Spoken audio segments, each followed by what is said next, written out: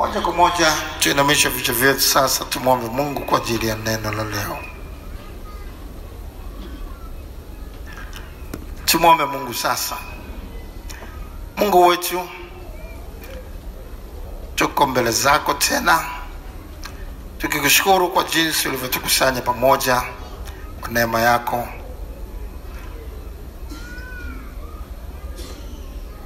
Ukiona nia kutusikizisha maneno yako, ukiona nia kutufundisha tena ili tupate faida kama neno lako lisemavyo. Sema na utumishi wako tunasikia katika jina la Yesu. Amen.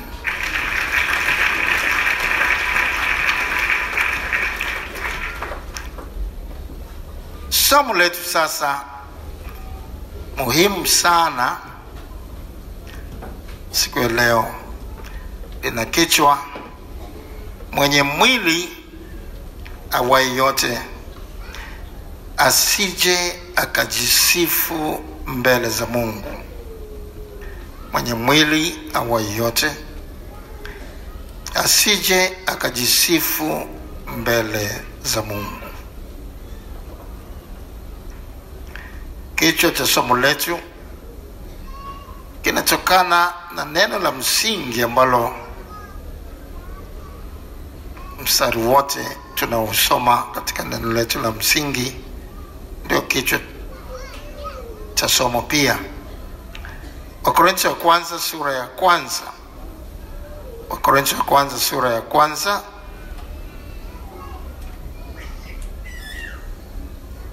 Wakorintho wa kwanza sura ile ya kwanza mstari wa 29. Wakorintho wa kwanza sura ya kwanza mstari wa 29 tunasoma, mwenye mwili awaye yote asije akajisifu mbele za Mungu. Mwenye mwili awaye yote asije akajisifu mbele za Mungu.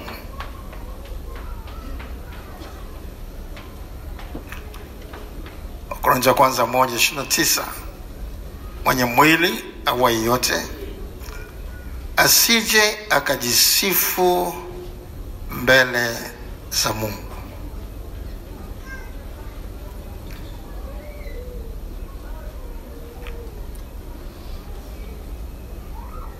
Kujisifu kunakotajwa hapa kunamaanisha nini?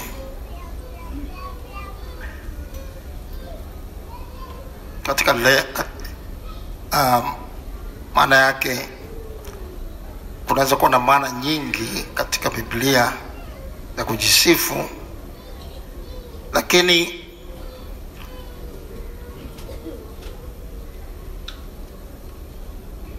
ufafanuzi ambao tutauchambua leo utatupa msingi wa maana hizo, na zaidi sana utatufahamisha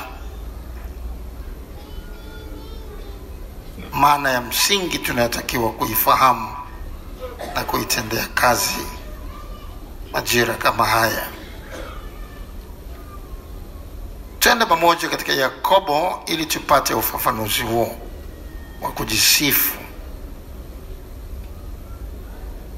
Yakobo sasa, Yakobo sura ile ya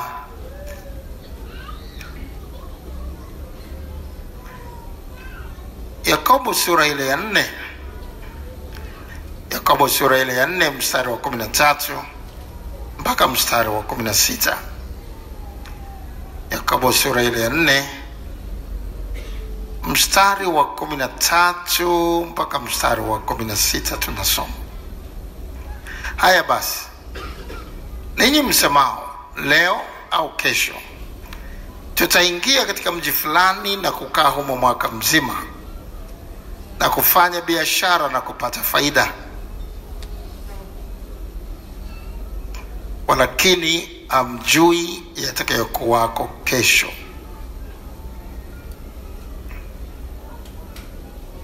Uzima wenu ni nini? maana ninyi ni mvuke uonekanao kwa kitambo, kisha hutoweka. Badala ya kusema Bwana akipenda tutakuwa hai na kufanya hivi au hivi, maana yake hamsemi hivyo, lakini kinyume chake mnasema kavu leo au kesho tutaingia katika mji fulani na humo tutakaa mwaka mzima na tutafanya biashara, na biashara hiyo itatupa faida kubwa, wakati hamjui yatakayokuwa kwa hata kesho, achilia mbali mwaka mzima. Sasa Mungu anasema uzima wenu nini? Maana ninyi ni mvuke uonekanao kwa kitambo, kisha utoweka. Badala ya kusema Bwana akipenda tutakuwa hai na kufanya hivi au hivi, lakini sasa, angalia kwa makini mstari wa 16, lakini sasa mwajisifu katika majivuno yenu. Tuseme wote maneno yanayofuata. Kujisifu kote kwa namna hii ni kubaya. Kujisifu kote kwa namna hii ni kubaya. Tena. Kujisifu kote kwa namna hii ni kubaya. Ndiyo. Mwenye mwili wa yote asije akajisifu mbele za Mungu. Na hapa tunafundishwa maana mmojawapo ya kujisifu mbele za Mungu. Pale ambapo tunaona tumeishi siku fulani, tumeimaliza,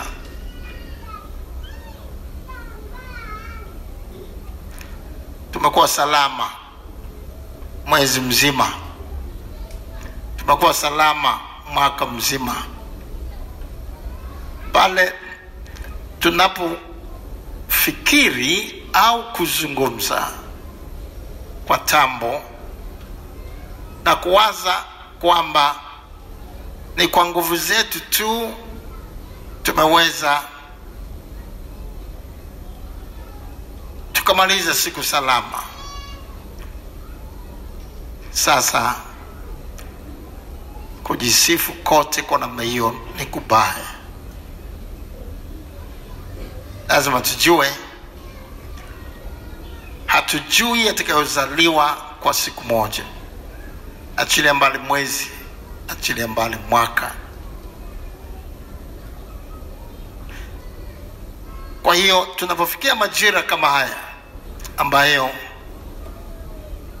tunahesabu siku chache kabla ya mwisho wa mwaka,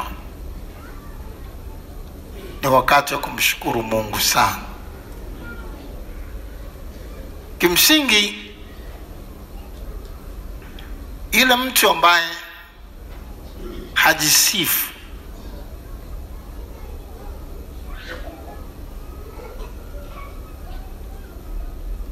hutoa shukurani. Kutoa shukurani, Mungu anasema, ndio dalili au ishara kubwa kwamba mtu hajisifu mwenyewe mbele za Mungu. Mtu anapotoa dhabihu ya kushukuru, mtu anapotoa sadaka ya shukurani kwa kumaliza mwaka, kwa kumaliza mwezi,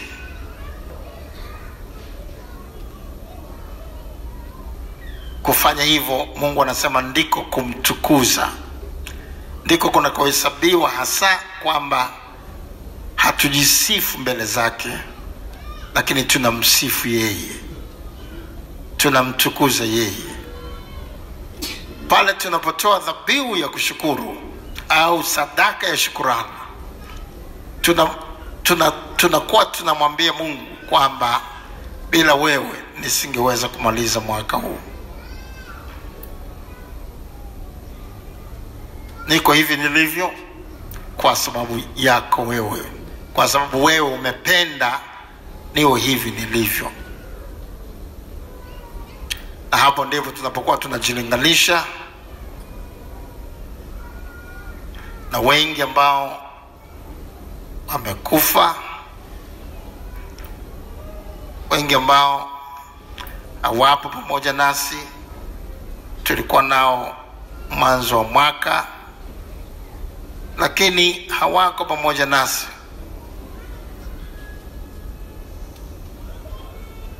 Hawako pamoja nasi sasa.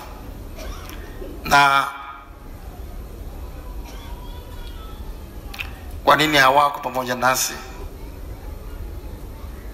Je, sisi tumekuwa bora kuliko wao? Tukifikiri hivyo, tunajisifu mbele za Mungu. Tukiwaza hatujaugua mwaka mzima kwa sababu tuna imani sana kuliko wengine. Kufanya hivyo ni kujisifu mbele za Mungu.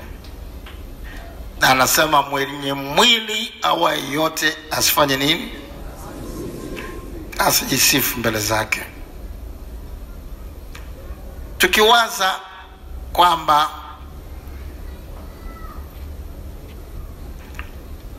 hajakufa kwa sababu sisi ni wajanja sana, tuna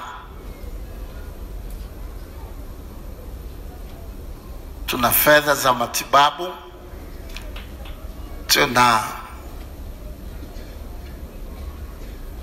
tunajua jinsi ya kuangalia afya zetu kuliko wengine. Yote hayo ni kujisifu kuliko kubaya. Kujisifu kote kwa namna hiyo ni kubaya. Lazima tujue wako watu wengi wana fedha nyingi sana tu za matibabu, wanapata matibabu mazuri sana, wanakwenda katika hospitali nzuri sana, lakini huko kwenye hospitali nzuri sana ndiko wanapofariki huko. Uzima wetu ni kama mvuke tu uonekanao kwa kitambo kisha hutoweka. Na hivyo ni kwa neema yake tu na kwa rehema zake tu ndipo ni kwa neema zake na rehema zake tu tumekuweko mpaka sasa. Mwaka mmoja ni mrefu sana, na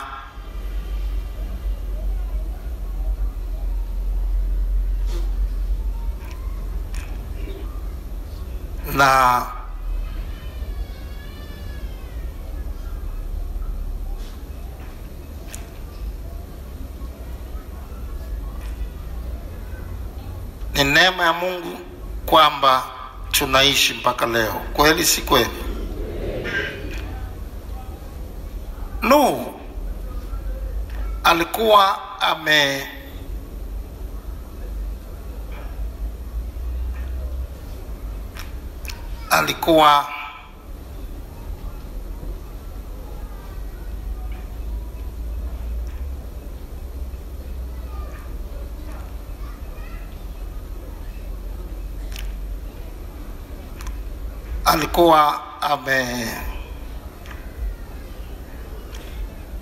amepona yeye pamoja na familia yake, yeye, watoto wake watatu pamoja na wake zao, kila mmoja mke wake, jumla watu 8. Wengine wote dunia nzima wakaangamizwa kwa gharika. Kimsingi Mungu aliwaangamiza wale wote walio wachafu, wale wote wenye dhambi, wale wote waliokuwa na harufu ya uasherati na uzinzi. Lakini akamwona Nuhu pamoja na kizazi chake kuwa ni mtu mkamilifu mbele zake, na kwa hiyo akamhifadhi Nuhu pamoja na jamaa yake. Biblia inasema katika Mwanzo, angalia Mwanzo sura ile ya 6. Mwanzo sura ile ya 6.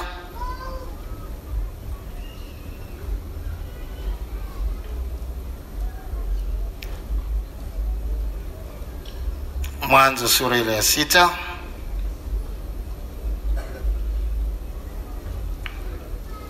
Mwanzo sura ile ya 6.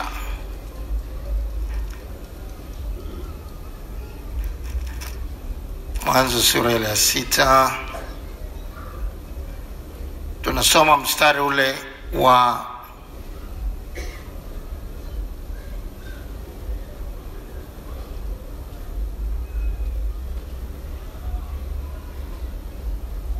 tano mpaka mstari ule wa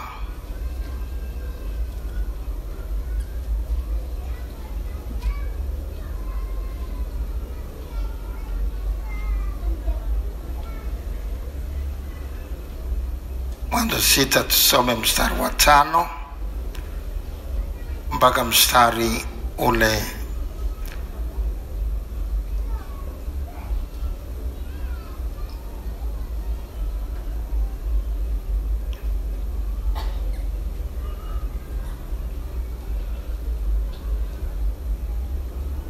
wa 13. Mwanzo 6:5 mpaka 13. Bwana akaona kuwa maovu ya mwanadamu ni makubwa duniani, na kwamba kila kusudi analowaza moyoni mwake ni baya tu siku zote. Bwana akagairi kwa kuwa amemfanya mwanadamu duniani, akahuzunika moyo. Bwana akasema, nitamfutilia mbali mwanadamu niliyemuumba usoni pa nchi, mwanadamu na mnyama na kitambaacho na ndege wa angani, kwa maana na gairi kwamba nimewafanya.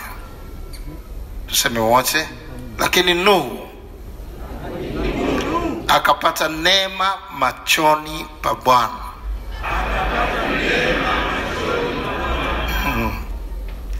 Hivi ndivyo vizazi vya Nuhu. Nuhu alikuwa mtu wa haki mkamilifu katika vizazi vyake. Nuhu alikwenda pamoja na Mungu. Angalia maneno hayo. Nuhu alikuwa mtu wa haki mkamilifu katika vizazi vyake. Nuhu alikwenda pamoja na Mungu. Nuhu akazaa wana 3 wa kiume, Shem na Ham na Yafet. Dunia ikaharibika mbele za Mungu. Dunia ikajaa dhuluma. Mungu akaiona dunia na tazama imeharibika, ana kila mwenye mwili amejiharibia njia yake duniani. Mungu akamwambia Nuhu, mwisho wa kila mwenye mwili umekuja mbele zangu, kwa sababu umeijaza dunia dhuluma, basi nitawaharibu pamoja na dunia. Ndivyo ilivyokuwa. Mstari unaofuata inaelezea jinsi ambavyo gharika iliachiliwa juu ya dunia, na dunia yote ikafutiliwa mbali. Watu wote wakafa maji, kasoro Nuhu na wana wake 3 na wake zao, jumla watu 8. Mungu hapa anasema Nuhu alikuwa mtu mwenye haki mkamilifu.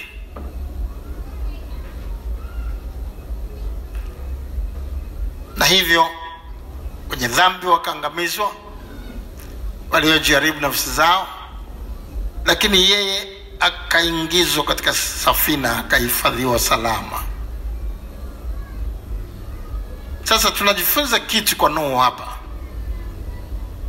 Mara tu baada ya maji kupungua, safina ikawa imetua mwisho, mahali ambapo ndio mwisho wake. Wakashuka kutoka ndani ya safina. Nuhu alitoa dhabihu ya shukrani. Akachagua wanyama walio wazuri, akachagua sadaka zilizo nzuri, akamjengea Bwana madhabahu, akamtolea dhabihu ya kushukuru. Hakujisifu moyoni mwake, na kusema mimi nimesalimika kutokana na gharika kwa sababu ya ukamilifu wangu, kwa sababu nimeishi maisha ya haki mbele zake, na hao walioangamizwa ni wachafu, ni wabaya, ni wenye dhambi. Lakini mimi kilichonifanya niwe salama ni kwa sababu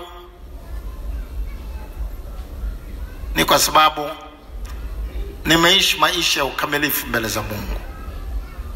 Angefanya hivyo, angekuwa amejisifu mbele za Mungu. Mungu anasema mwenye mwili awai yote, hata kama ameokoka, hata kama ni mkamilifu, hata kama ana haki kiasi gani, asijisifu mbele zake. Ajue amepata neema tu machoni pa Bwana. Tumesoma pale Nuhu akapata neema machoni pa Bwana. Amen. Na kabla ya kufanya chochote kile, akamtukuza Mungu kwa dhabihu ya kushukuru. Katika Mwanzo sura ile ya 8 hapo mbele, Mwanzo sura ile ya 8 mstari ule wa 18 mpaka mstari ule wa 20. Mwanzo sura ile ya 8 mstari ule wa 18 mpaka mstari wa 20. Basi Nuhu akatoka, yeye na wanawe na mkewe na wake za wanawe pamoja naye, kila mnyama na kila kitambaacho na kila ndege, kila kinachokwenda juu ya nchi kwa kabila zao, wakatoka katika safina. Nuhu akamjengea Bwana madhabahu, akatoa katika kila mnyama aliye safi na katika kila ndege aliye safi, akavitoa sadaka za kuteketezwa juu ya madhabahu. Hii ndio dhabihu ya shukrani. Hii ndio dhabihu ya shukrani.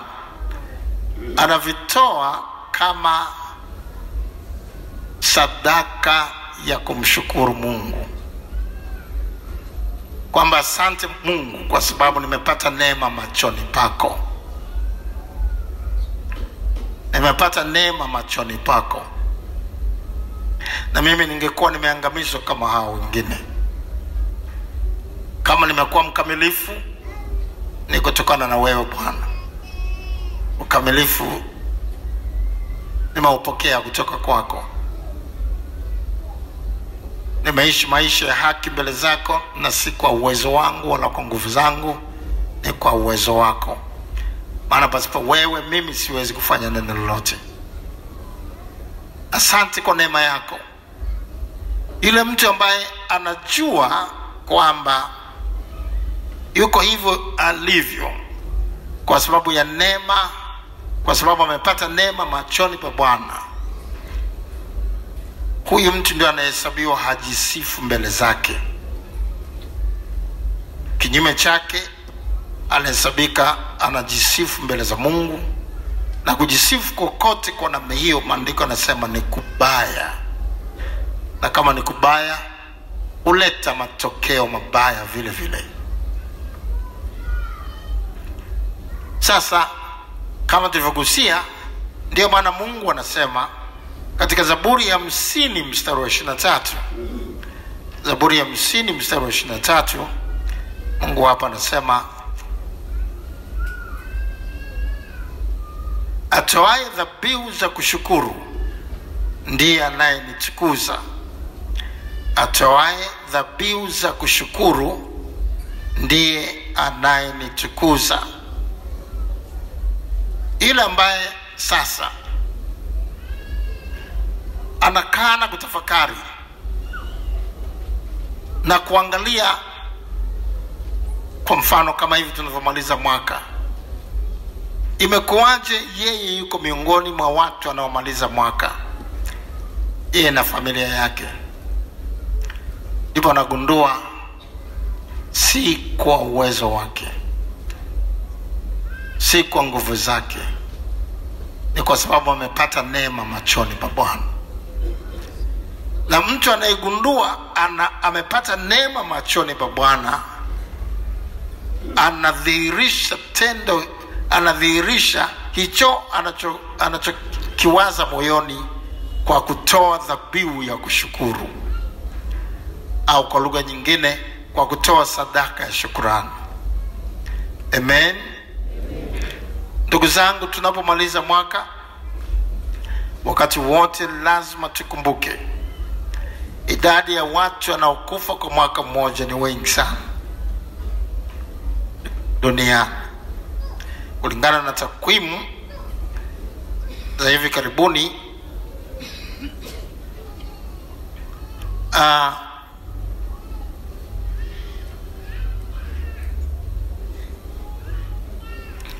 kila sekunde moja wanakufa watu wawili.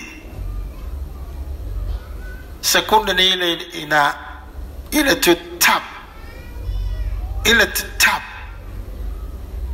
Sekunde moja namna hiyo, wako watu wawili wamefariki duniani. Sekunde moja. Kila dakika moja watu 105 wanakufa. Watu 105 wanakufa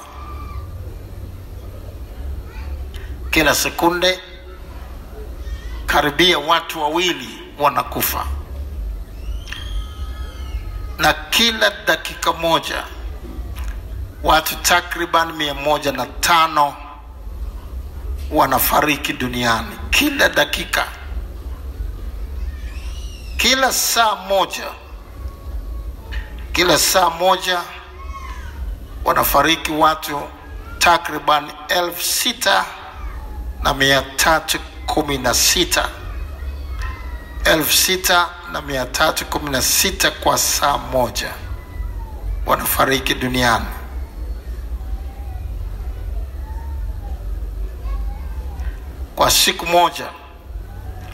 Kwa siku moja sasa, watu wanaofariki kwa siku moja ni takriban 151,600. 151,600.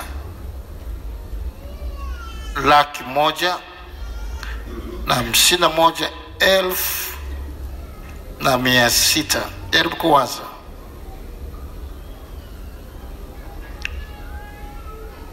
Laki moja na 51,600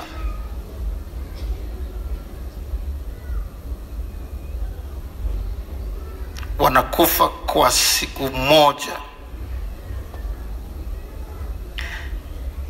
Sasa piga hesabu ili uone kwamba kwa mwaka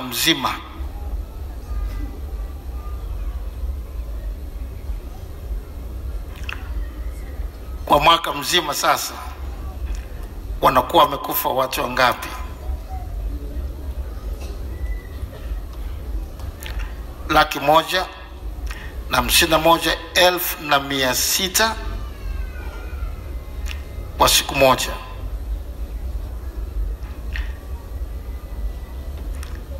Laki moja na 51,600 kwa siku moja. Sasa zidisha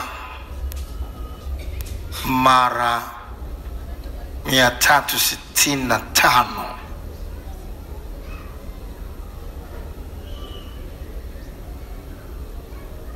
Unapata ngapi?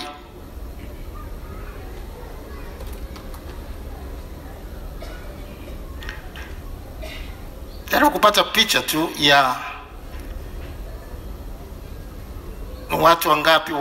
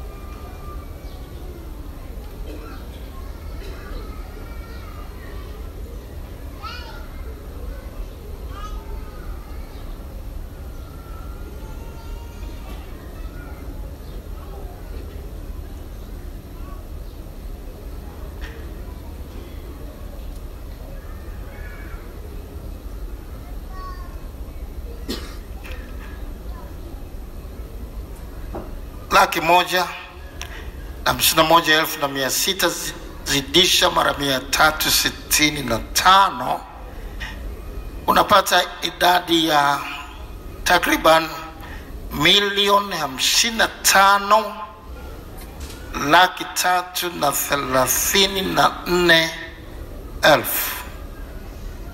1,334,000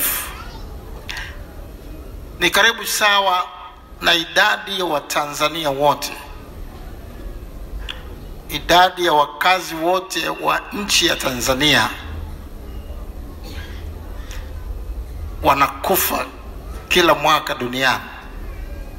Yaani manake tangu tuanze mwezi wa Januari mpaka hivi tulipofikia, takriban watu waliofariki duniani ni idadi ya Watanzania wote. Lakini wewe haumo. Hiyo sio neema? Hiyo sio neema? Ukizingatia kwamba sio wote waliofariki wamefariki kwa sababu wanaumwa. Ni kweli wako waliofariki ambao hawakuumwa kabisa, si ndio? Wameamka salama tu, wakakutana na ajali njiani. Wengine wala sio ajali, wamejikuta tu wameinuka, wakaanguka au kuinuka tena. Wengine wamelala alafu wakuamka, ndio wakafa usingizini. Wengine wamebeba mimba salama tu, siku ya kwenda kujifungua, wakati wanajifungua wao wanafariki. Mtoto ndio anabaki salama, hata mtoto hawakumuona kwa macho yao. Wamekwenda kujifungua labda mwaka huu, labda mwanao au ndugu yako ameenda kujifungua mwaka huu. Wanaofariki wakati wa kujifungua ni wengi sana, lakini wa kwako amerudi salama. Hapo ndipo tunatafakari. Labda umeendesha gari, ni dereva tangu Januari mpaka leo, hujapata ajali. Si kwa sababu wewe ni fundi sana, hujapata ajali kwa sababu wewe ni fundi sana wa kuendesha gari. Unaweza kuwa fundi sana ukagongo kwa nyuma, kweli si kweli? Akapita tu mvuta bangi huko, akakusababishia ajali mbaya sana. Ni kwa sababu tu tumepata neema machoni pa Bwana. Amen. Mtu awaye yote asije akafanya nini? Asije akafanya nini? Akajisifu mbele za Mungu kwamba mimi nimekuwa hivi nilivyo kutokana na ukamilifu wangu, kutokana na utakatifu wangu, kutokana na jinsi nilivyokuwa makini sana kuangalia vyakula ninavyotakiwa kula kuliko watu wengine. Nimekuwa makini sana kuangalia vyakula vinavyoweza kuniletea madhara, ndio maana ninaishi. Nimekuwa makini sana. Huko kote ni kujisifu mbele za Mungu. Wako walioangalia sana chakula wanachotakiwa kula, lakini wamefariki. Wako waliokuwa makini sana kuhusiana na afya zao, lakini bado wamefariki. Kujisifu kote kwa namna hiyo ni kubaya. Tunapomaliza mwaka, sisi nasi tunaweka ukamilifu wetu pembeni, tunaiweka haki yetu pembeni, lakini tunatafakari kwamba kumaliza mwaka hakuna tofauti sana na yale yaliyotokea wakati wa Nuhu. Kama milioni zaidi ya 55 wamefariki mwaka huu, hakuna tofauti sana na kile kilichotokea wakati wa Nuhu. lakini sisi tumesalimika. Si vema mbele za Mungu kuanza mwaka mwingine bila kwanza kutoa dhabihu ya kushukuru. Na Mungu anasema wale wanaotoa dhabihu ya kushukuru ndio wanaomtukuza, ndio wanaomwambia Mungu, nimemaliza mwaka huu si kwa nguvu zangu, ni kwa nguvu zako. Wewe kumbuka mwaka mzima umekuaje. Kuna wakati labda umekuwa hoi kabisa kabisa, hata unawaza labda wiki sitaimaliza, lakini ghafla unaona kuna kitu kimekuinua tena, kuna nguvu fulani imekuinua tena. Kuna wakati ambapo umelala hoi kitandani, hata unawaza sijui kama nitainuka, homa nzito, lakini umeinuka tena. Mara ngapi imekutokea kitu cha namna hiyo tangu mwanzo wa mwaka? Ndipo wakati tunapokuja kutafakari yale yote tuliyoyapitia sisi wenyewe na jamaa zetu, na tunamwambia Mungu, nitakutolea dhabihu ya kushukuru.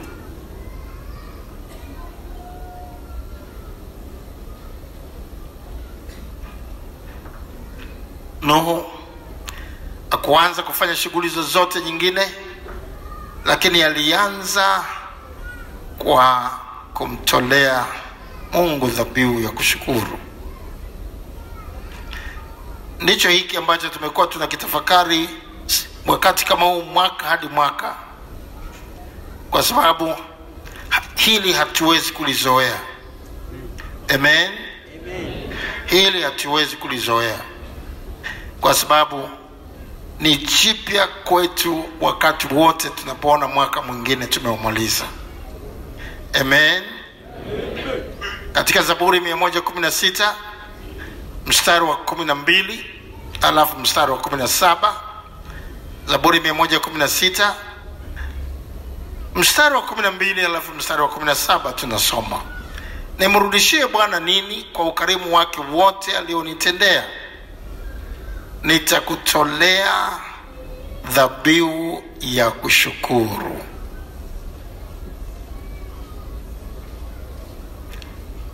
Ni ukarimu wake kwamba tunaishi. Hata kama unaumwa, ile tu kwamba unaishi, umepata neema machoni pa Bwana. Amen. Hata kama mwili wako bado na hali nzito, huwezi kuinuka, lakini ile kwamba umefikia wakati kama huu, umepata neema machoni pa Bwana. Kwa sababu wengine hawakuweza kupumua mpaka wakati huu, hawakuweza kufikia wakati kama huu. Wale wote ambao figo zao zilifeli, wale wote ambao moyo wao ulishindwa kufanya kazi, si kwa sababu sio kwamba yaliwapata hayo kwa sababu eti walikuwa wenye dhambi sana kuliko sisi. Yesu Kristo alizungumza maneno haya katika Luka 13. Luka 13. Luka 13. Luka sura ile ya 13. Luka sura ile ya 13, Biblia inasema hivi. Luka 13 mstari ule wa kwanza mpaka mstari ule wa 3. Luka 13:1 mpaka 3. Na wakati huo walikuwapo watu waliompasha habari ya Galilaya, wale ambao Pilato alichanganya damu yao na dhabihu zao. Akawajibu akawaambia, je, mwadhani ya kwamba Wagalilaya hao walikuwa wenye dhambi kuliko Wagalilaya wote hata wakapata na mambo hayo? Na waambia sivyo. Mstari wa 4 mpaka wa 5. Au wale 18 walioangukiwa na mnara huko Siloamu ukawaua, madhani ya kwamba wao walikuwa wakosaji kuliko watu wote waliokaa Yerusalemu, na waambia sivyo. Hayakuwapata haya kwa sababu walikuwa wakosaji kuliko watu wote, lakini sisi tumepata neema machoni pa Bwana. Amen. Na kwa sababu hii kila mwaka wakati kama huu watu tunapenda kuitumia Jumapili ya mwisho wa mwaka kama Jumapili ya shukrani. Kila Jumapili ya mwisho wa mwaka katika kanisa hili tunaita Jumapili ya shukrani. Ni siku ambayo tunatafakari tangu tulivyoanza mwezi Januari na kumwambia Bwana asante kwa neema, asante kwa sababu nimepata neema machoni pako. Asante kwa sababu familia yetu imepata neema machoni pako.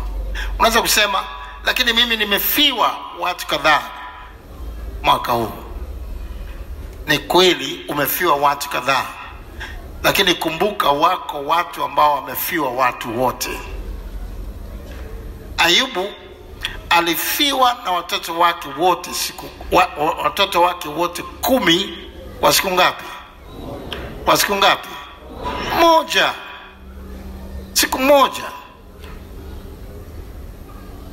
Wengine wale tuliokuwa tunafuatilia habari vile vile tunakumbuka yuko binti moja ambaye walimficha habari ya yale yaliyotokea kwa ndugu zake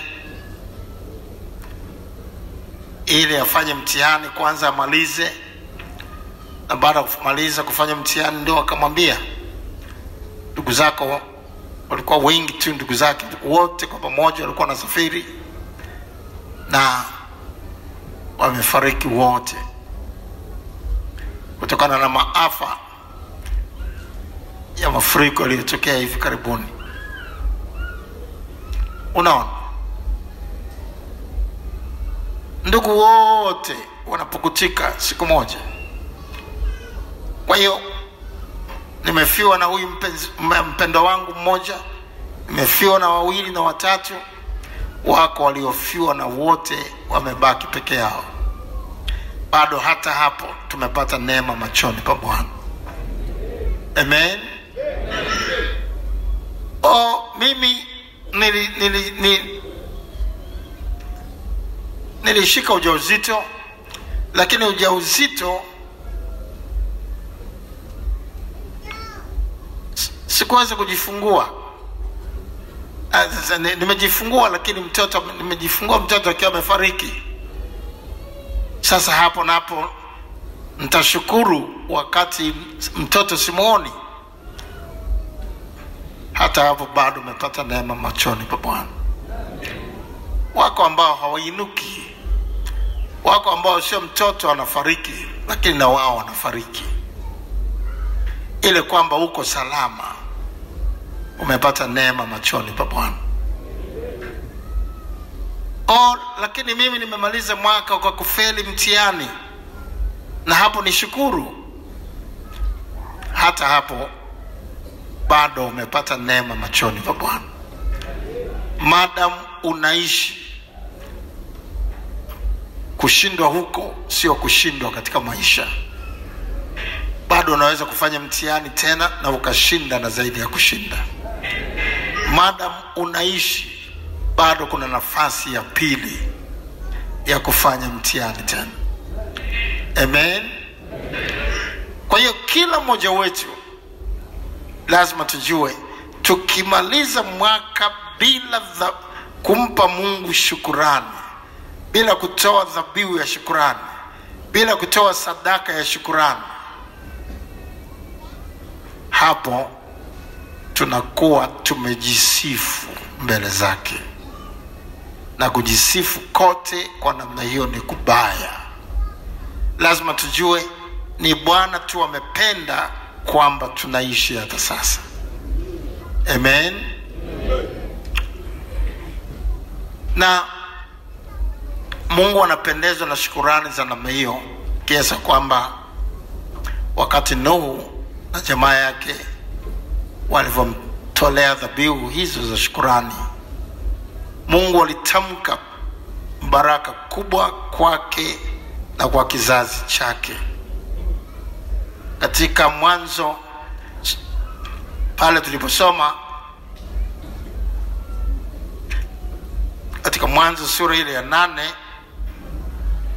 mstari wa 18 mpaka 20 tumesoma awali, na tukisoma sasa mstari wa 21 mpaka 22 tunaona jinsi Mungu alivyotamka baraka baada ya kusikia harufu ya kumridhisha kutokana na sadaka zile za kuteketezwa alizozitoa. Bwana akasikia harufu ya kumridhisha. Bwana akasema moyoni, sitailani nchi tena baada ya hayo kwa sababu ya wanadamu, maana mawazo ya moyo wa mwanadamu ni mabaya tangu ujana wake. Wala sitapiga tena baada ya hayo kila kilicho hai kama nilivyofanya. Muda nchi dumupo, majira ya kupanda na mavuno, wakati wa baridi na wakati wa hari, yani wakati wa joto, wakati wa kaskazi na wakati wa kusi, mchana na usiku havitakoma. Baraka hizo zilitamkwa wakati ule, na hata sisi tunaenjoy baraka hizo zilizotamkwa wakati ule wa Nuhu, kwa sababu Nuhu alitoa dhabihu ya kushukuru kwa jinsi alivyopata neema machoni pake. Kwa sababu hiyo sisi nasi tukitoa dhabihu ya kushukuru wakati kama huu, dhabihu za kushukuru huwa zinamfanya Mungu atamke maneno ya baraka kwetu na kwa vizazi vyetu vingi vinavyofuata, kwa sababu ni jambo linalompendeza Mungu upeo. Kwa sababu hii, nyakati za Biblia kulikuwa na sadaka ambayo sadaka hii ilikuwa inawafanya watu wainuke, watoke mbali, wajihudhurishe hekaluni mara moja kwa mwaka kuja kuitoa.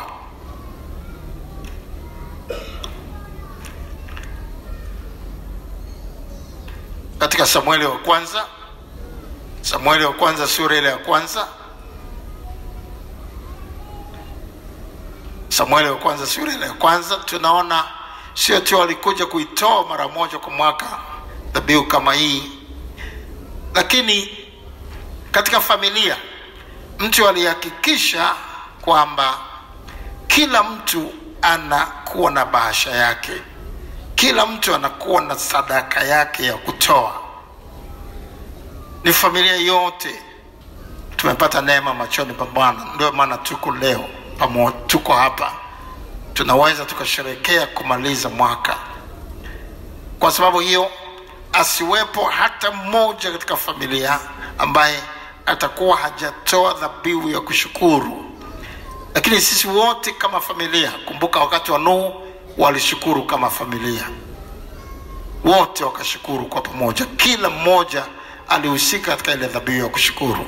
Na ndivyo walivyofanya hapa wakati ule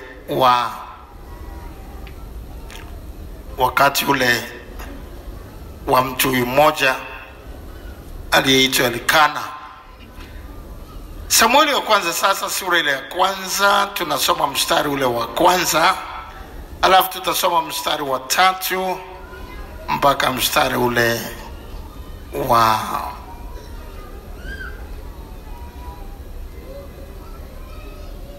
Samueli wa kwanza sura ile ya kwanza, tutasoma mstari ule wa kwanza, alafu tutasoma mstari ule wa 3 mpaka mstari ule wa 4. Palikuwa na mtu mmoja wa Rama Msufi wa nchi ya milima ya Efraimu, jina lake akiitwa Elkana. Mstari wa 3 kuendelea. Na mtu huyo alikuwa akikwea kutoka mjini kwake mwaka kwa mwaka ili kuabudu na kumtolea Bwana majeshi dhabihu katika Shilo. Na wale wana wawili wa Eli, Hofni na Finehasi, makuhani wa Bwana, walikuwa wako huko. Hata siku ile ilipofika, Elikana alipotoa dhabihu, umpa mkewe Penina sehemu, akawapa na watoto wake wote, waume kwa wake, sehemu zao. Unaona,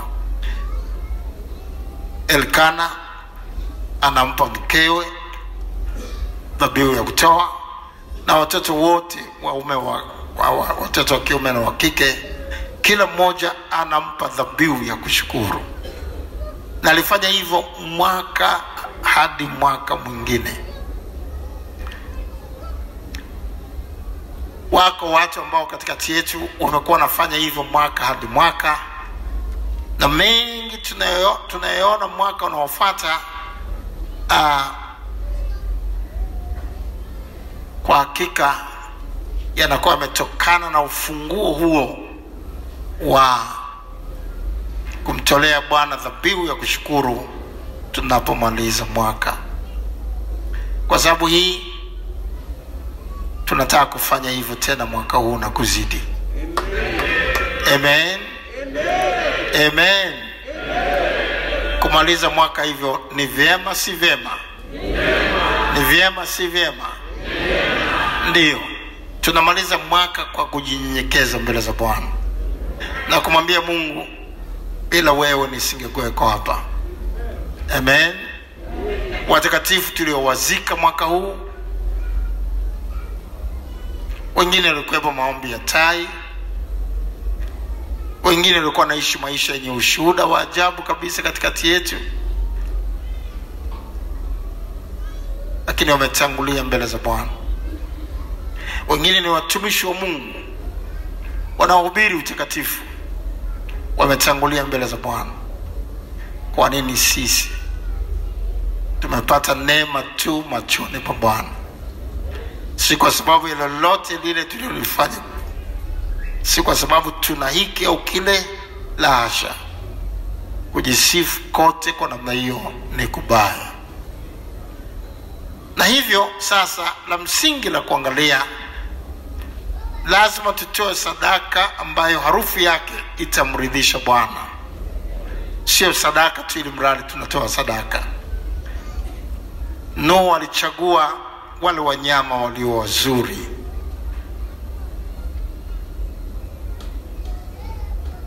ndio akawatoa kwa sadaka.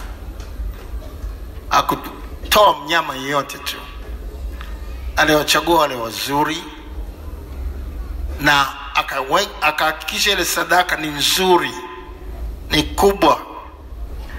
Na hata Mungu anasema ile harufu ilivyopanda mbele za Bwana ikawa ni harufu ya kumridhisha. Lazima iwe sadaka ya kumridhisha Bwana. Mungu haridhishwi na kile tunachokitoa kama tunatoa tu kitu cha ziada. Hicho hakimridhishi Bwana, hicho hakipeleki harufu ya kumridhisha Bwana. Katika Malaki sura ile ya kwanza, Malaki sura ile ya kwanza mstari ule wa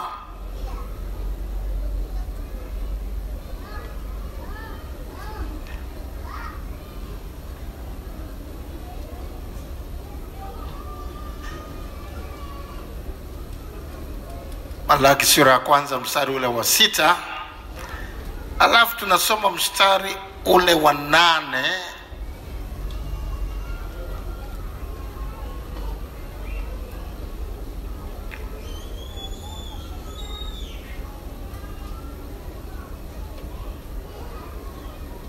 Alafu tunasoma vile vile mstari ule wa 13 mpaka mstari wa 14. Malaki 1:6, alafu 8, alafu 13 mpaka 14. Mwana humheshimu baba yake na mtumishi humcha bwana wake. Basi kama mimi ni baba yenu, heshima yangu iko wapi? Na kama mimi ni bwana wenu, kicho changu kiwapi?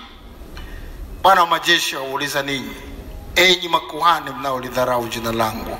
Nanyi mwasema, tumelidharau jina lako kwa jinsi gani? Tena anaeleza tumelidharau jina lake kwa namna gani.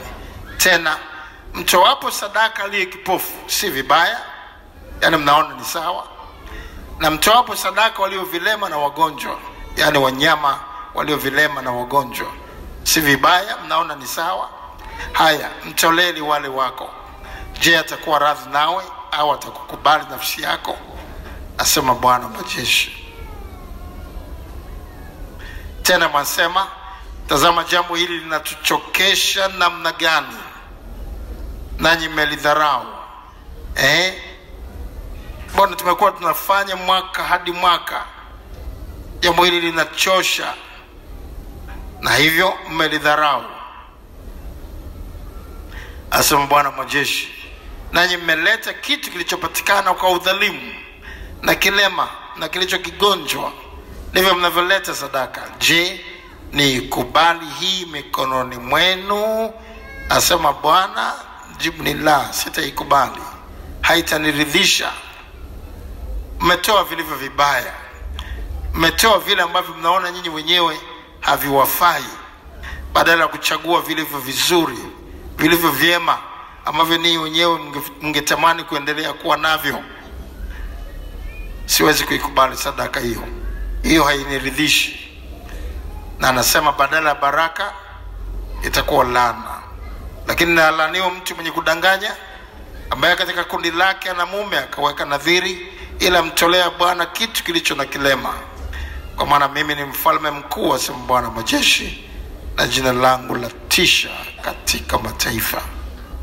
Kwa hiyo ili jambo hilo lipendeze mbele za Mungu, vile vile sio tu ili mradi tunatoa sadaka shukurani, anaangalia vile vile tunatoa nini. Tunatoa nini? Je, kile tunachokitoa kinalingana na ile neema ambayo Mungu ameishusha kwetu? Anaangalia sana jambo hilo. Kumaliza mwaka ni jambo zito na kubwa, kwamba watu zaidi ya milioni 55 wamefariki. Mungu anaangalia, je, tunachokitoa kinalingana kweli na ile neema aliyetupa?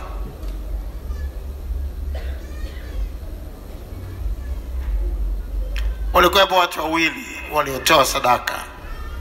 Watu walitoa sadaka, Kaini na Habili. Lakini huyu mmoja akapata kibali mbele za Bwana, na mwingine ingawa alitoa sadaka hakupata kibali mbele za Bwana.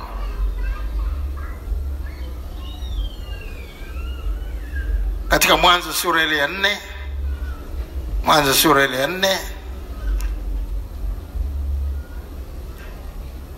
mstari ile wa 3 kuendelea, Mwanzo 4:3 kuendelea.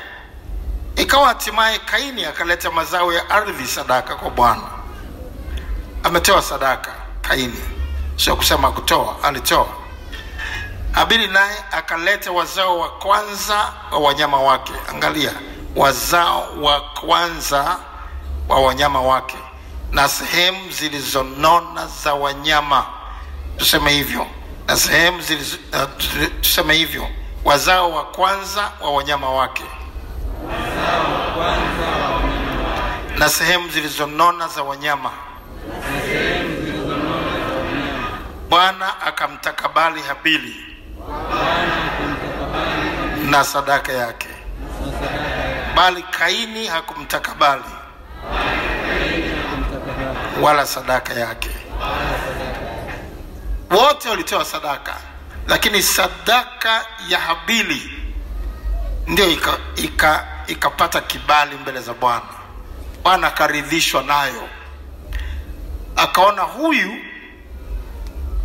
ambaye ametoa wazao wa kwanza wa wanyama wake, ambaye ametoa sehemu zilizonona, sio tu ili mradi anatoa, amechagua zilizonona, zile ndio zikapeleka harufu ya kumridhisha Bwana. Kwa hiyo haitoshi tu kujua ni wajibu wetu kumaliza mwaka kwa kutoa dhabihu ya kushukuru, lakini tunatakiwa kutafakari kabla ya kutoa kwamba hiki kiasi ninachokitoa mimi na familia yangu, je, kinaweza kuhesabika kwamba ni wazao wa kwanza wa wanyama wetu, ni sehemu zilizonona za wanyama wetu, ili iwe ni sadaka ya kumridhisha Bwana ambayo itaonyesha kwamba ninaonyesha kivitendo kwamba ninamshukuru kwa kupata neema machoni pake. Lazima hilo liangaliwe na kuzingatiwa sana. Amen. Kwa sababu hii sasa, muda mfupi ujao, kila anayetaka kutoa dhabihu ya kushukuru ambayo tutaitoa Jumapili ijayo ya tarehe 29, kila anayetaka kufanya hivyo atapewa bahasha maalum ya shukurani ya kumaliza mwaka. Na Jumapili ijayo itakuwa na Jumapili ya shukurani. Kila kitu katika ibada hiyo kinakuwa ni cha kumshukuru Mungu. Nyimbo zote zinakuwa za shukurani. Kila jambo tunalilenga katika mwelekeo wa kumshukuru Mungu kwa kumaliza mwaka 2019. Na pamoja na mambo mengine, tutatoa sadaka hiyo maalum ya kumaliza mwaka 2019. Sadaka hiyo tutaitoa katika bahasha, na kwa maana hiyo utachukua bahasha hiyo muda mfupi ujao, na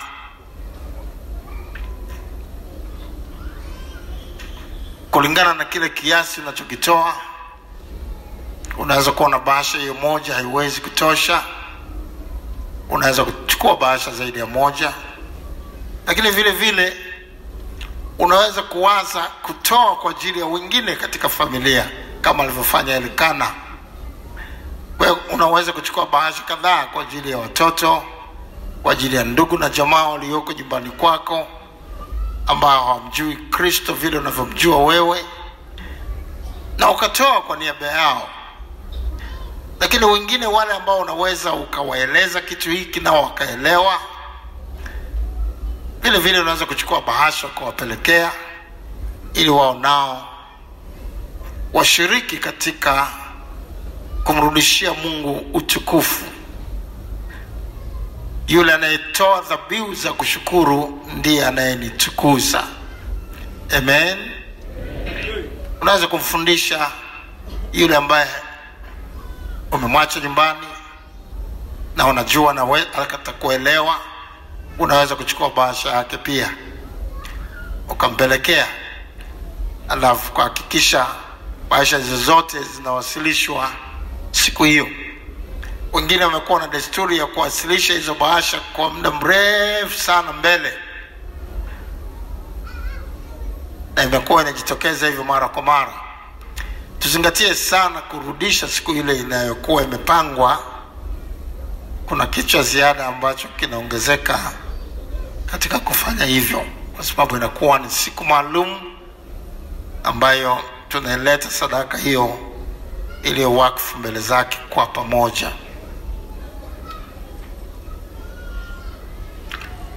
Kwa maana hiyo, wakati wa kuchukua bahasha, kila atakayesimama atapewa bahasha.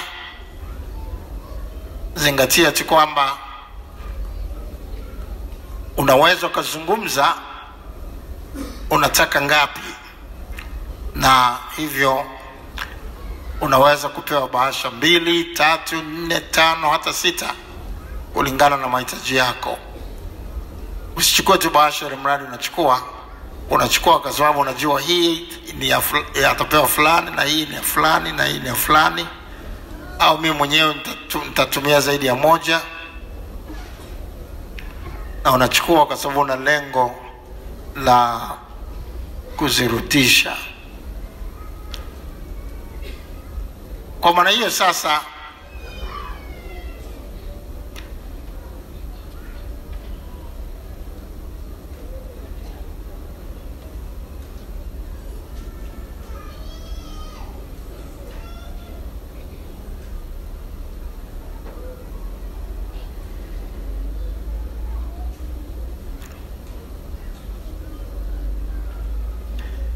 Kwa maana hiyo sasa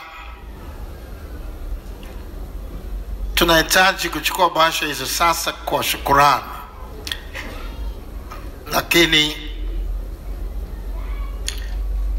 kabla ya wakati huo, tunahitaji kwanza kufahamu akina nani wanapenda kupata bahasha hizo, na hao peke yao ndio wasimame.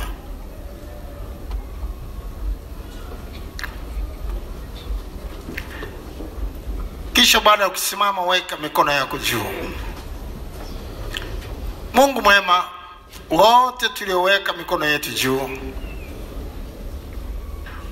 tumelisikia neno lako na tumegundua waziwazi haitupasi kujisifu mbele zako, maana hatuna lolote la kujisifia. Kwa hivyo kwetu mpaka sasa tunapomaliza mwaka ni kwa sababu tu tumepata neema machoni pako, si kwa sababu ya ukamilifu wetu, si kwa sababu ya haki yote tulionayo mbele zako, si kwa sababu ya lolote jingine. Ni kwa sababu tu tumepata neema machoni pako, kwamba watu takriban milioni 55 wamefariki kote duniani tangu Januari. Kwa nini mimi? Kwa nini sisi? Ni neema tu tuliyopata mbele za macho yako.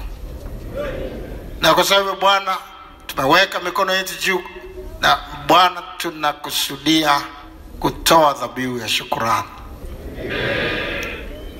Na wewe unasema yeye atoe dhabihu za kushukuru, huyo ndiye anayekutukuza.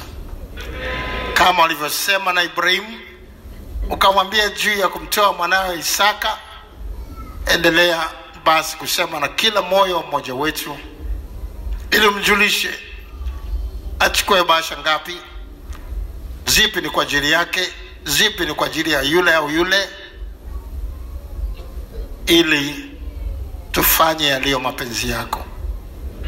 Tusitoe tu dhabihu ili mradi tunatoa kama Kaini, lakini tutoe dhabihu itakayokupendeza, itakayopata kibali mbele zako, kama dhabihu aliyoitoa Habili.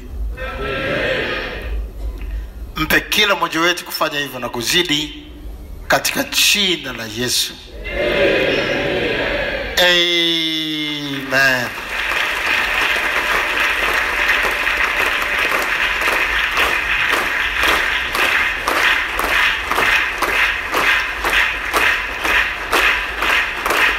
Vema.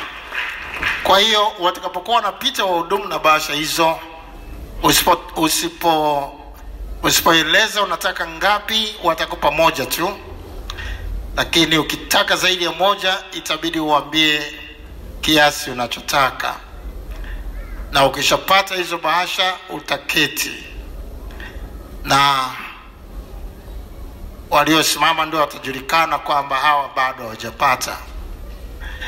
Unaweza kukawa na mtu wako ambaye hakuja hapa leo kwa sababu fulani, lakini unajua naye angependa kuwa na bahasha hiyo, waweza kumchukulia huyo pia. Naweza kwa mkeo, anaweza kwa mtoto wako na kadhalika. Na tutakuwa tunaimba wimbo wa shukrani wakati bahasha hizo zinagawiwa sasa. Shukuru, ninashukuru, kama si wewe Bwana kuwa wapi, ninashukuru.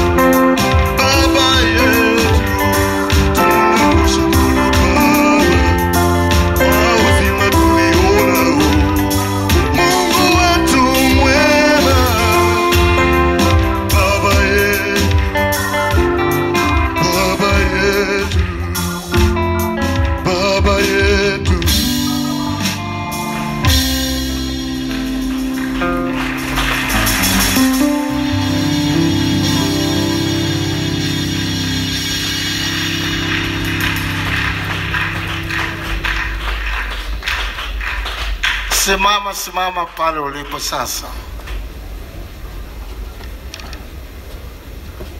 Tutaimba wimbo huu tena kifupi, na baada ya kuimba wimbo kwa ufupi, wakati vyombo vitupu vinabaki, utapaza sauti yako mbele za Mungu na kuanza kumshukuru hata kabla ya siku hiyo ya tarehe 29, kwamba asante kwa sababu nimepata neema machoni pako.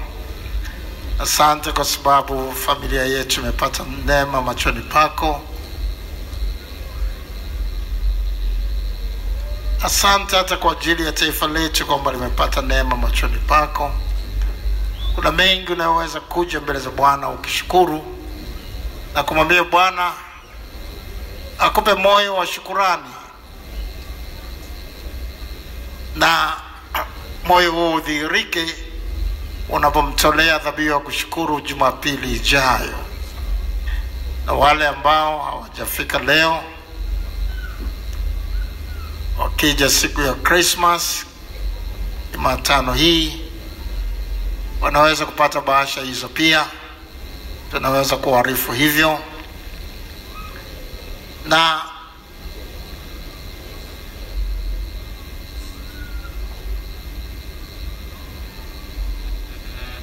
tukumbuke tu, bahasha hizi hatutaki kuzirudisha siku ya Christmas. Kila siku ina mambo yake mbele za Mungu. Amen. Na tukifanya jambo mahali pake na kwa wakati wake, ndivyo tunavyoweza kupata baraka zinazostahili.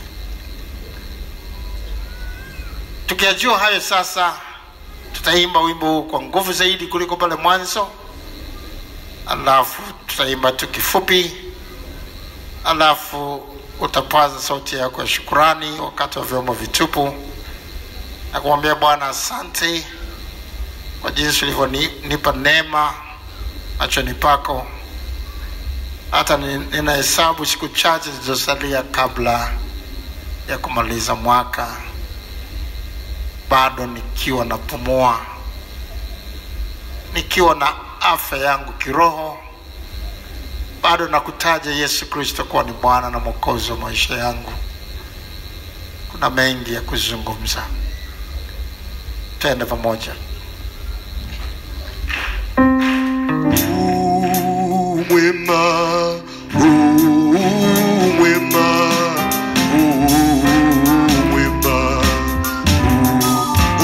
Mwema Baba yetu, Baba yetu, Baba yetu, Baba yetu, oh mwema Baba yetu, Baba yetu. Wengine wamefahamu siri hiyo, wengine bado.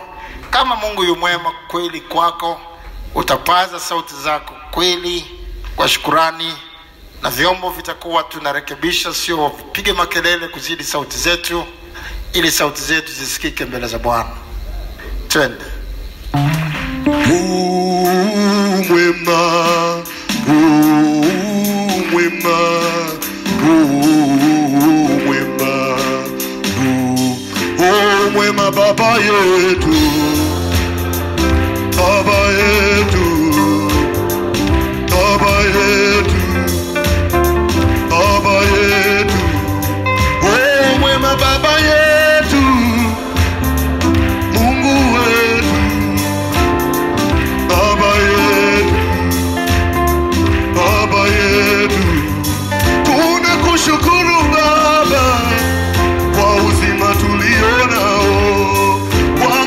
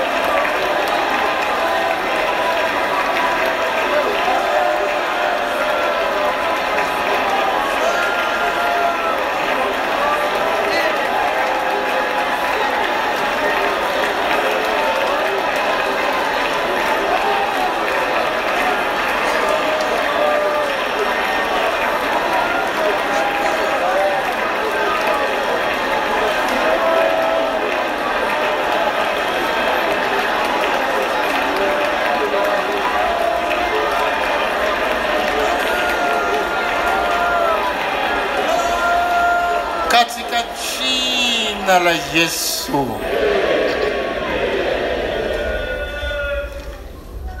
Baba, asante kwa neno lako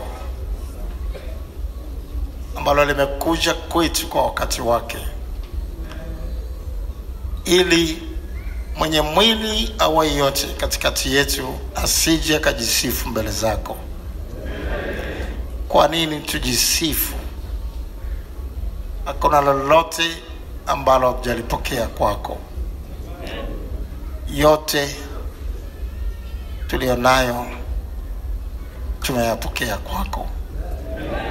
Ni neema tu tuliyoipata machoni pako. Tumeanza kukusifu na kukushukuru. Tutafanya hivyo, tutafanya zaidi sana Jumapili ijayo kwa neema yako, kwa sababu umestahili kutukuzwa.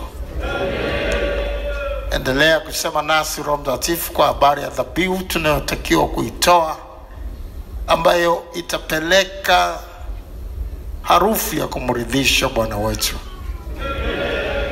ili tusitoe ili mradi tunatoa kwa desturi na mazoea, tukajikuta sadaka yetu ya kupata kibali mbele zako kama yale yaliyomtokea Kaini. Roho Mtakatifu tusaidie.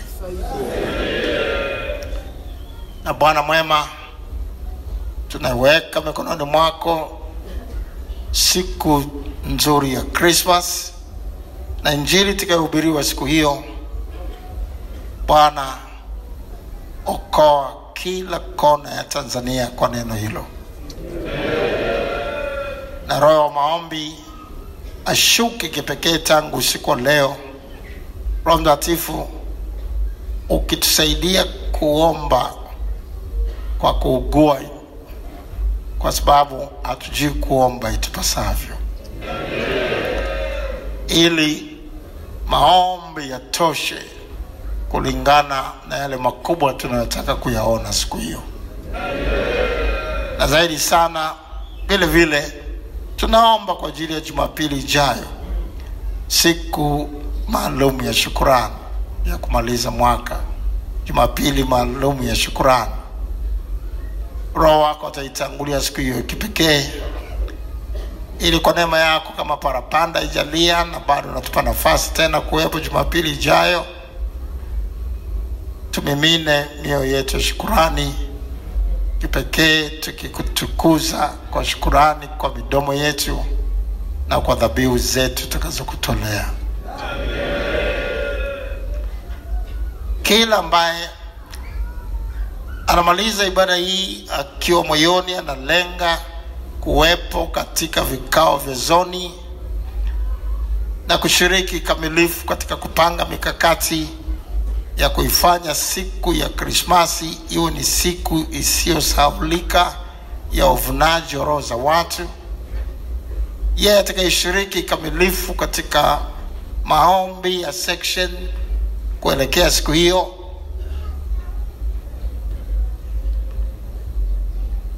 Baba, yule atakayeshiriki kikamilifu katika kupeleka habari za ujumbe wa kuwepo hapa siku hiyo au kufuatilia katika mtandao ibada hiyo siku hiyo, kila mmoja na hiyo mbariki kwa baraka zote. Christmas kwake iwe Christmas isiyosahaulika, Christmas iliyojaa baraka kushoto, kulia, ndani na nje, kaskazini, kusini, mashariki na magharibi. Azunguko na baraka za kimwili, azunguko na baraka za rohoni. Na Bwana, muda mfupi uliosalia, wafungue milango mingi ya fedha ambayo kwa hiyo atakula na kunywa na kusaza, na kila ulimi utakiri kwamba wewe ni Bwana kwa wale wanaokutumainia. Asante kwa sababu kila mlango uliofungwa utafunguliwa wakati huu majira haya ya Christmas. Na watu wako tunapokusherehekea Kristo, tutakusherehekea wewe ambaye kwako kila goti litapigwa, kila jina liko chini ya jina lako, maana umepewa jina kuu kuliko majina yote. Kwa jina lako Yesu Kristo, ambalo ni jina kuu kuliko kansa, jina kuu kuliko jina la ukimwi, jina kuu kuliko jina la utasa, jina kuu kuliko jina la homa zilizokwisha, jina kuu kuliko jina la matatizo katika uti wa mgongo, jina kuu kuliko jina la kila ugonjwa, jina kuu kuliko jina la mateso yote kwa majina yake. Yote haya kwa majina yake yatapiga goti mbele za jina lako tunaloliadhimisha majira haya ya Christmas. Na watu wako watasherekea kwa furaha ile ambayo ilinenwa wakati ule wachungaji kondeni, kwamba hii ni furaha itakayokuwa kwa watu wote. Na kila mmoja hapa ataogelea katika furaha hiyo, atashangilia katika furaha hiyo.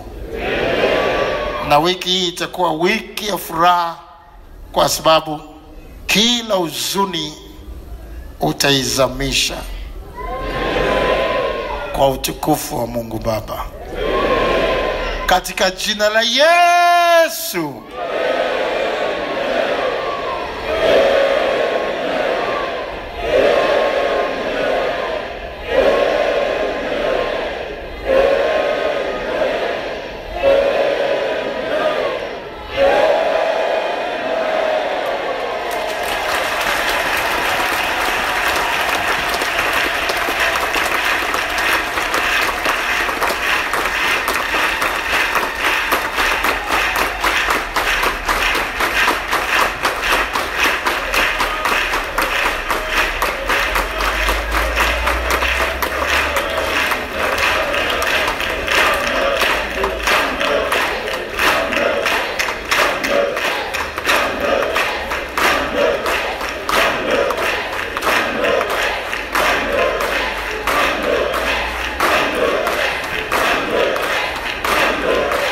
Katika jina la Yesu. Amen.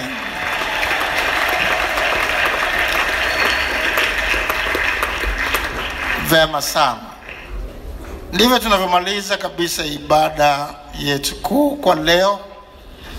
Na tukumbuke ibada fupi ya shukrani itakuwa inaanza saa 1:30 kamili jioni ya leo, na maombi ya tai yatakuwa yanaanza saa 2 kamili usiku. Tukumbuke vile vile kwamba siku ya Krismasi hakuna madarasa ya Biblia asubuhi. Ni ibada tu moja, ibada kuu ya Krismasi inayoanza saa 3 kamili usiku, asubuhi, saa 3 kamili asubuhi. Lakini maombi ya tai yanakuisha saa 2 asubuhi siku hiyo, na wakati wote baada ya hapo milango inafunguliwa kwa ajili ya kuanza ibada hiyo. Lakini Jumapili ijayo tarehe 29, Jumapili ya shukurani, itakuwa na ibada zote 3 kama kawaida, ikitanguliwa na madarasa ya Biblia kama kawaida. Tukiyajua hayo yote sasa, tunakuwa tayari kwenda moja kwa moja katika vikao vya zoni. Baada ya kushikana mikono, kila moja mwambie mwenzio Merry Christmas and Happy New Year.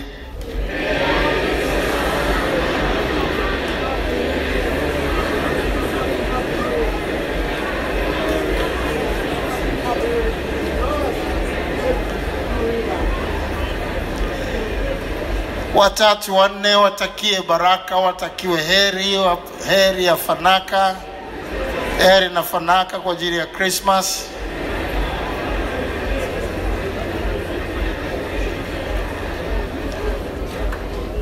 Mwambie na mwingine hata kwa Kiswahili, heri ya Christmas na uwe na mwaka mpya wenye furaha kubwa.